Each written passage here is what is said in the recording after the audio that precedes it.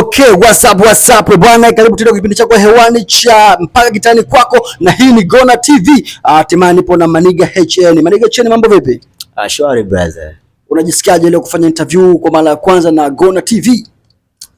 Najisikia faraja na najisikia fresh kabisa.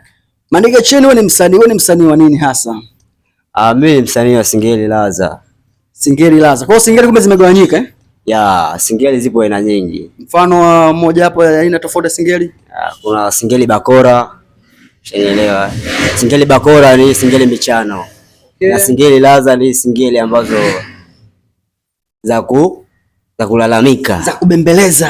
Hebu nipe kidogo Singeli Laza, ile ngoma yako ile ambayo kubali kidogo tupe.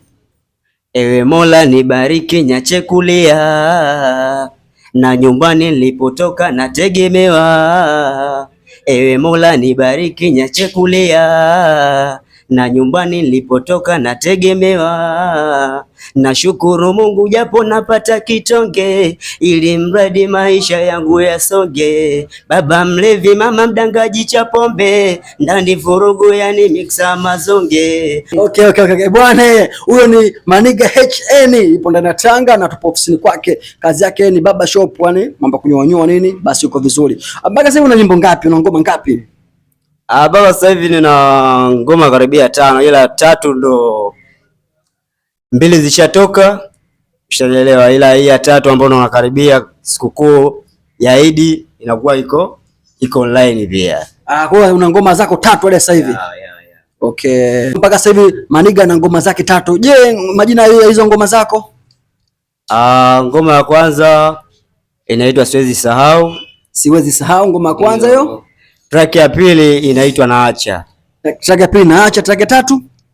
Track ya tatu inaitwa Fatuma. Okay. Kwa muda gani mpaka sasa umedumu katika sanaa ya muziki Maniga HN? Kwenye game la muziki ni kitambo. Ushaona nipo kwenye game, lakini kama unavyojua game lilivyo. Miaka mingapi? 3, 4, 1, 2? Nina mwaka mmoja. Katika game. Changamoto ni nini kwa nyinyi wasanii chipukizi hasa hususa kwa mkoa wa Tanga hapa? Changamoto ya vijana wasanii ambao ni chipukizi, cha kwanza vijana itakuwa ujiamini. Ushanielewa? Bila kujiamini huwezi ukafika mbali. Yaani uaminifu katika kazi zako ni muhimu, kwa sababu unapoweka uaminifu unawapa motisha mashabiki zako kukutegea sikio, kukusikiliza. Kwa hiyo usipokuwa mwaminifu kwenye kazi zako, basi na watu pia hawatakuamini. Okay, mbali na uaminifu, kitu kingine nini ambacho kikwazo kikubwa zaidi za hata uaminifu ambao fanya vijana wa Tanga au wasanii wa Tanzania wasifike au kutimiza ndoto zao kwa namna moja ama nyingine? Cha kwanza wasanii wa Tanga, cha kwanza ni pesa. Pesa ndio kila kitu. Si unajua katika maisha yani pesa ndio kila kitu.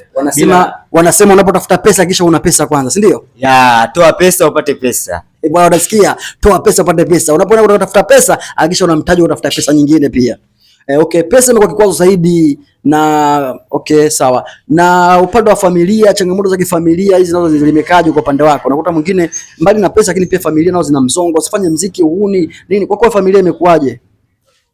Mimi familia yangu iko safi na unajua kitu ambacho nakipenda na itabidi ukifanye ili watu wakuamini, kwa sababu unapoanza kitu si rahisi watu kukuamini. Ili wakuamini itakuwa uwe serious na kile kitu chako. Kwa hata yule mtu ambaye hakuamini baadaye anakuja na kuelewa kwamba huyu mtu kumbe ana nia na kitu fulani.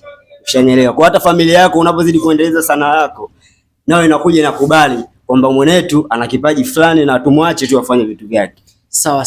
Mpaka sasa malengo yako au tunamtazama HN kwa miaka 5 mbele, tunamtazama wapi HN ndani ya miaka 5 mbele?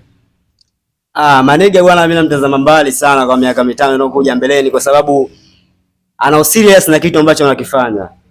Ushanielewa? Sasa wasanii wengi wa Tanga au mikoani wanaona kama mikoani kuna fursa. Hii inafanya wao kutoka mikoani kwenda Dar. Kwa hiyo hilo unalizungumziaje? Watu wanatoka walipotoka kwa